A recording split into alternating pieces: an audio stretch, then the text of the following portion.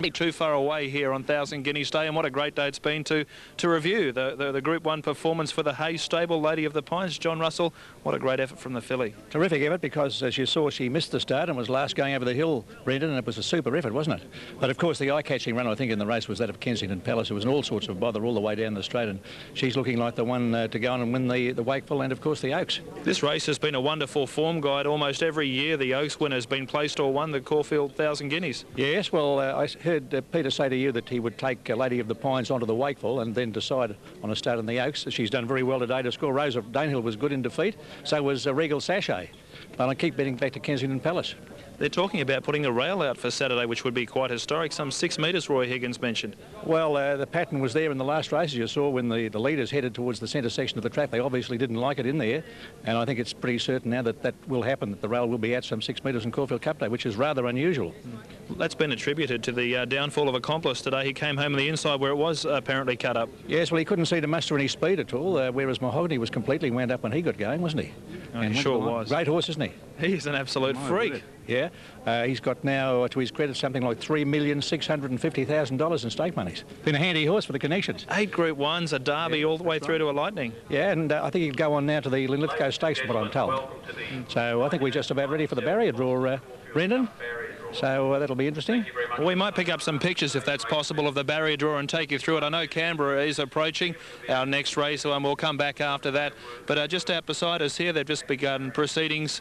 We've got Dale Monteith from the VATC, and he's taking us through the field for the race, and the barrier draw won't be too far away. Our wonderful vision providers, Sports Colour, doing a great job with us today. They're about to show you the pictures as we run through the field for this year's Group 1 $1 million Foster's Caulfield Cup, and a great field it is too. So I'll see if we can pick up the pictures of that now.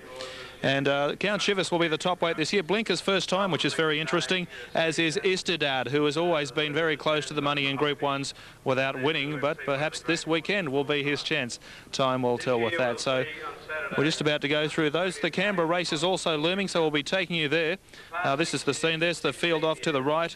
And JR, it's a great race, the Caulfield Cup, and it's been dominated by some of the real stars of Australian racing. Certainly has. $1 million, of course, in prize money. The Foster's Caulfield Cup is the traditional first leg at Big Double here in Melbourne, and well, we're looking forward to a beauty on Saturday next.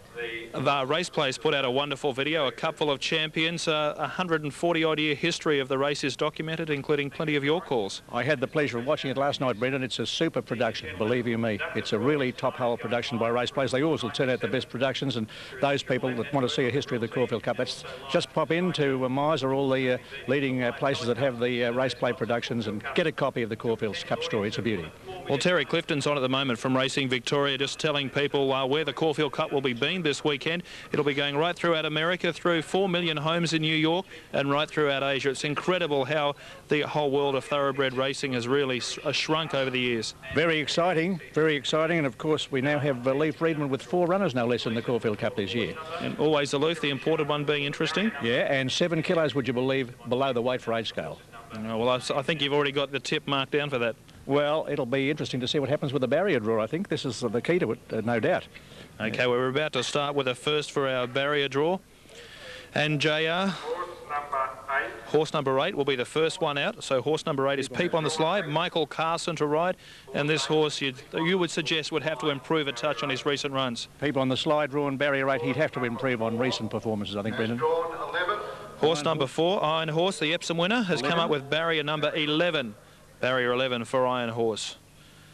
Great run in the Epsom to win there, of course. And the Lone Star colours, great money going to the Variety Club of Australia. Sweet Delight, which is horse number 16, has come up with barrier 15 for Glen Boss, and she's been racing well, JR. Yes, winner of the Cranbourne Cup. So we have number 11, Marble Halls, one of the favourites in barrier 4. Beautiful draw for Marble Halls. And hasn't he been racing well? We might try and catch up with one of the Freedmans shortly. Horse number 70 now, Sumo, the Coonji handicap winner, drawn barrier 18. It's an amazing horse. It's only had 7 starts, but wow, it's progressed through the grades. Yeah, good win in the Coonji. Horse number 8, just check that. Horse 18, that is, Dayra Bay, drawn barrier 21. Dayra Bay, 21. A real lightweight chance for the Cup, isn't she? Sure is. Number 10, Catalan Opening. He's never really proved himself over distance, but he ran a nice race last weekend in the Toorak. Came home strongly to be second behind Pengulu in the Toorak handicap, a good run. Sky Bow, the great Adelaide stay, has come up with barrier 6. That's a great position. Dwayne Dunn in the saddle. Well, he'll be a very fit horse on Saturday. Very fit horse, Sky Bow. Magic of Sydney, trained by Gay Waterhouse. Larry Cassidy to ride, has come up with barrier number 1. Ebony Grove out of stall 10. Number 3, Ebony Grove, the Derby winner. And with Greg Childs in the saddle, he has the best strike rate of jockeys at Caulfield, so that's the right pilot, replacing Shane Dye, who's suspended. Might and Power, drawn barrier 9, a good show in the race, I thought. Yeah, Jack Denham puts the polish very well on his horses, and he should be most pleased with that barrier draw. The first emergency, Yobro drawn 17, but unlikely to get a start, Brendan. A Cup winner in New Zealand over 2 miles. We'll be looking for further. We'll be looking out for him come Melbourne Cup time. The 1995 Caulfield Cup winner, Doremus, out of barrier 12. JR, they're just about ready for us at Canberra. We'll come back and run through the full field and get your thoughts on which horses have fared in the barrier draws. To Canberra now for race 8. Bernie Hewitt. Dynasty Bound drawn the pole as they move in for the last. Here we go now, race 8. They're all set, a nice line, and they're racing. The light comes up in race 8 at Canberra. Dynasty Bound down on the inside got away as well as anything. In fact, it's a really good line across the front. Going quickly, we've got Scenic and Slick Signora trying to head off Dynasty Bound, but the corner comes up and through goes Dynasty Bound.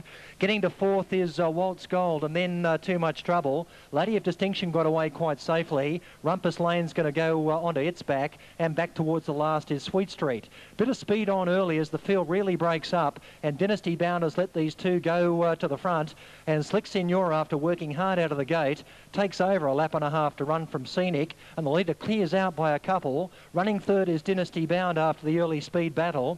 Waltz Gold gets to 4th. Then we've got Too Much Trouble. Now, Lady of Distinction is third last, patiently driven with the speed on up front. Rumpus Lane trailing the Lady of Distinction along, and last of all is Sweet Street. Well, around the corner at the 1,000, 29.9 the first quarter, so the speed went right on, and Slick Signora in front, but she has worked. Scenic behind the leader, Dynasty Bound third the inside. Waltz Gold moves up on the outside, trailed forward by Too Much Trouble. Then Lady of Distinction in the running line over Sweet Street, who's got Lady of Distinction 3 deep at that point, and Rumpus Lane onto the back of Lady of Distinction. They've heard the bell. They backed off the second quarter, 33.6. So Slick Signora got a bit of a breather, goes to the 750, leading a couple of metres to Waltz Gold, who's got to second outside of Scenic. Now, Dynasty Bound is 3 back the inside of Too Much Trouble. She's had a good run, Too Much Trouble. Further back, Lady of Distinction's been out 3 deep for a while in the centre, Sweet Street. Dynasty Bound cluttered away, and Rumpus Lane is last as they run off the back now, leaving the back straight. And third quarter, 31.3. Getting to the lead now, well, beaten is Slick Signora, as getting to the lead, one just obscured at the moment. Too Much Trouble is coming out after the leader, which of course is Waltz Gold. But Too Much Trouble really laying down the law to it now. Out wide, Lady of Distinction has the temerity, still the battle on, and Rumpus Lane is well back but getting a run, but in the straight, Waltz Gold the leader, trying to get it is Too Much Trouble. At the moment, Lady of Distinction can't get them, but Waltz Gold's been a tough run, and Waltz Gold's going to take out the last over Too Much Trouble. Dynasty Bound is third in front of Sweet Street, a fair run. Then Lady of Distinction caught wide for a fair bit of the trip over Scenic. Slick Signora, and Rumpus Lane didn't fire at all. He's the last to finish. Waltz Gold. Number 2, Waltz Gold, 1880. Super Tab, 1130, New South Wales. 7 second and 1 third. Successful day at Canberra. We thank David Steele for his calls today. Now, the barrier draw has been completed for the Caulfield Cup. We'll just update Moonee Valley before going back to Brendan. Certainly drew quite well as we go through the barrier draw with Brendan and John. Okay, thanks very much for that, Hilton. Back here, we're actually with Richard Freedman, and what a great day the Freedmans have had today with Mahogany and the Boom, a 2-year-old by Royal Academy, winning sensationally. And the barrier draw, Richard's been pretty good. All by and large, yeah, it has been. Doremus has drawn 12. That suits him. The two other horses, Always Aloof and Marble Halls, have drawn next to each other. Marble Halls has drawn 4, and Always Aloof has drawn 5. And the only one who was disadvantaged was Dorobe. She's drawn out in 21, and that's a bit of a problem. But, you know, she's got a very light weight, and maybe she can overcome that. We've seen Marble Halls in his racing have to make his own luck with his natural brilliance because he does get a bit back. But this barrier will really help him. Well, it should. You know, the fence was a little bit chopped up today and horses were coming wide today. But I'm assuming they'll move the rail out for Saturday, and that'll level everything up again. An inside barrier will be an advantage again on Saturday. 4 lets him lob along on the fence wherever he feels like, and just need a bit of luck to get a run then. Dayrell Bay before the barrier draw was a legitimate lightweight hope. How much harder does this make it for her? Well, it's hard. Certainly it's harder, but with 49 kilos or 49.5 kilos, whatever I just can't remember. But what was it? What she got? 49 kilos. Well, you can roll forward with that, and you're not doing a lot of work because you're not carrying a lot of weight. But if she'd had a big weight, well, it's a huge disadvantage. Richard, all the best on the weekend. Let's hope your winning form continues. Thanks, Brendan. I appreciate it.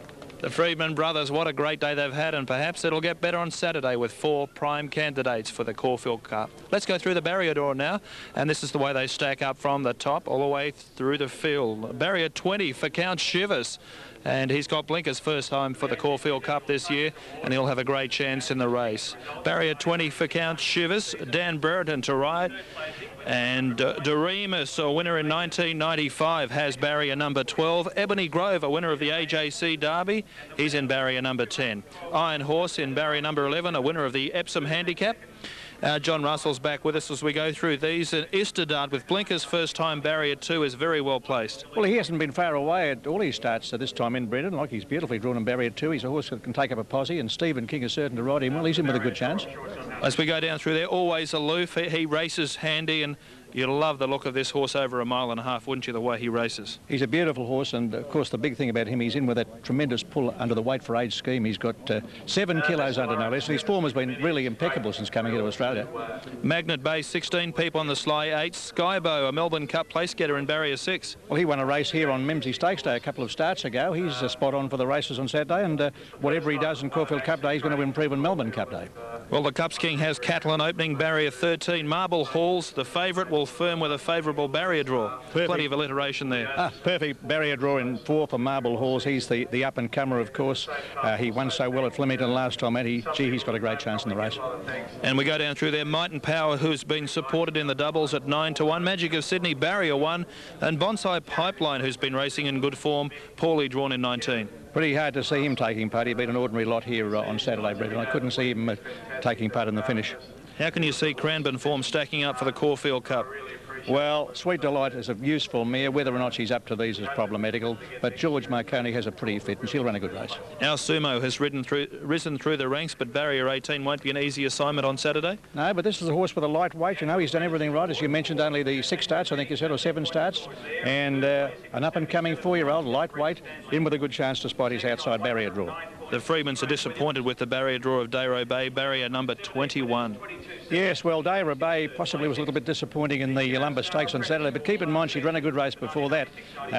Arctic Scent last year was also disappointing in the Lumber and came out and won the Caulfield Cup, you may recall. And a strange connection there, because we've got Brent Stanley in the saddle as well. He won on Arctic Scent. That's an interesting one. Yes, it could be an omen, that one.